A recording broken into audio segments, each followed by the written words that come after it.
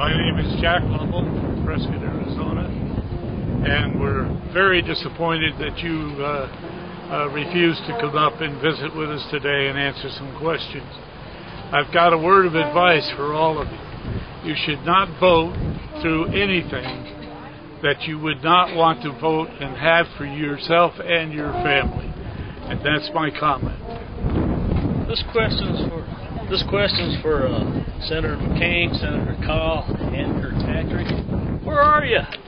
Where are you today? What happened to representative government in this United States? That's a joke.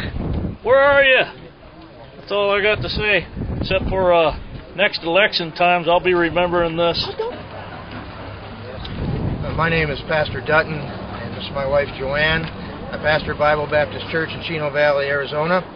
And I would like to say and express my extreme disappointment with your failure to show up here, especially you, Senator Kyle. I've written to you on numerous occasions. You've always responded to me, and I think that at least an explanation for your failure to be here would have been expected and reasonable. I have a couple of comments. First of all, I would like our elected officials to begin this process of correcting the fiscal irresponsibility by immediately abolishing the automatic pay raises, immediately introducing legislation that would limit the pensions that congressional people receive to time served. And I would like to see you start taking the mantle here and lead the way. If not, then we'll be forced to vote somebody in that will. And we're tired of the way things are going, tired of government as usual, tired of politicians that don't want to show up and represent us and don't care about what we have to say. We're absolutely tired of the way things are going in our government, leading us to a socialistic society. We want to return to the Constitution. I trust you've at least read that, and that you would start representing us by reading the bills that are sent before you, understanding those bills, and then acknowledging and addressing the problems that are in them publicly, and refusing to allow a bill to come to the floor. If you have to filibuster, you filibuster. If you have to bring a media correspondent in and pay for the time on the camera, then do it. But do something to speak out for us. We're looking for you to do something more than disappear and hide and spend our money. Thank you. My name is Steve Silvernail. I enlisted in 1972. I've got 26 years of military service, and I can't believe what is happening with our government and the direction that you are allowing it to take. There was a woman today that said that this was a travesty. I disagree. It's treason. It's not a travesty, it's treason. And I intend to make sure that we continue to go forward and we press these issues. If you cannot represent us properly, we will find someone that can. John McCain, you and I know each other, and I've had it up to my eyeballs with the way we're going. It's the things that have happened, that are happening now, and that you've allowed to happen. I believe that not only you, but also John Kyle. Again, we know each other, John. I can't believe that you didn't even show up here. These are the guys that are employing you, not just me, but the rest of the people here. And I pretty much had it up to my eyeballs, and I really would like a response. You know who I am. My name is Bernie. I live in Prescott. I vote. I'm a voter. I'm directing this to John Kyle, to John McCain, and to Ann Kirkpatrick. I want to say this. The issue that's facing our country, we're hiding it under cap and trade, the TARP bill, and now the health bill. What's really happening is it's called, and Hillary Clinton named it, progressive. Progressive is another word for liberal and globalist. This is what the American people are really fighting for, their freedoms. Our Constitution is at stake here, and as soon as we understand what's really happening, these are side issues to take away our liberty, our freedom, and our beautiful Constitution. And John Kyle, and McCain, and Ann Kirkpatrick, I'm especially disappointed in you because you are a liberal and a progressive, and unfortunately you're helping destroy the very nation that you said you would protect our Constitution. You are not.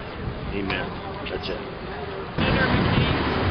Senator McCain, Senator Kyle, and Representative Ann Kirkpatrick. We're very disappointed that you didn't show up to our town hall meeting today. We wish you would have been there. It was a calm crowd.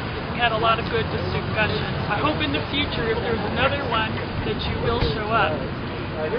We citizens are just trying to protect our rights, our Constitution. There's so many issues at hand, and I wish that you guys would have showed up. You would have found it very rewarding and very informational. We need for you guys to stand up for us when you go to Washington.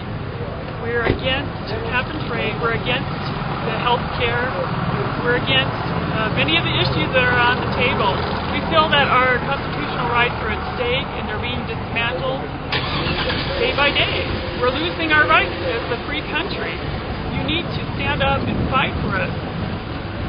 Washington is supposed to protect us from enemies, foreign and domestic. You need to stop and stand up for us. If you care about this country in Arizona, you will do that. Hi. This is Gordon and Susan Hillman from Camp Verde, Arizona. This is for all three, our Representative Ann Kirkpatrick, both Senators, John McCain and John Kyle. You know what? You guys are not listening to your constituents. You did not even show up here, not a one of you. We're paying you big money. You won't answer your phones. You won't return phone calls. You won't return emails. Goodbye. Guess what? You're incumbents. It ain't coming back to none. If you don't believe me, watch and see what happens. We've had enough and we're tired. I came all this way to see you, and you couldn't come and see me. I don't think you care about us, so therefore I know now why Washington is in the shape it's in, because you don't care. You got any more time left? Hi, my name is Maria. I live in Prescott, and I just want to say that I am very, very disappointed with all three of you. I would think that you would care enough about our concerns and our statements, but obviously you don't. If you don't have time for us, why should we have time for you? My question is affordable health insurance. Who is going to pay? Does that mean everyone is going to pay, or just the same tax-paying working people are going to do the paying and the freeloaders are going to continue to freeload? Who will pay? I'm a real grandmother here in Prescott, Arizona, and I have one question. Since we have a $40 trillion in unfunded liability already for Medicare and Medicaid, how are you possibly going to take care of that problem before you add more to it? Secondly, I do not believe that we are incapable of understanding things when they're laid out in a clear manner.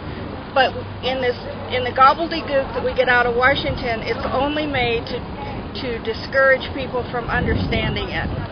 So I think that anything you come up with has to be clear so we know what you're doing. And I think everything that we could do could be fixed in our current systems without starting a new government program. You also say that it's only compassionate to provide insurance for the people that don't have insurance. Well, you also thought it was compassionate to provide housing for people that weren't able to afford housing, and you instituted Freddie Mac and Fannie Mae to do that. And we all know how well that turned out. So we're just looking for another program just like that with our health care. Thank you. Hello, my name is Kathy Stevens, and I'm from Chino Valley. I just want to make one statement. I feel that the President has a moral obligation to keep our government solvent. I don't believe this health care is going to keep our government solvent. I think it's going to make our government become bankrupt.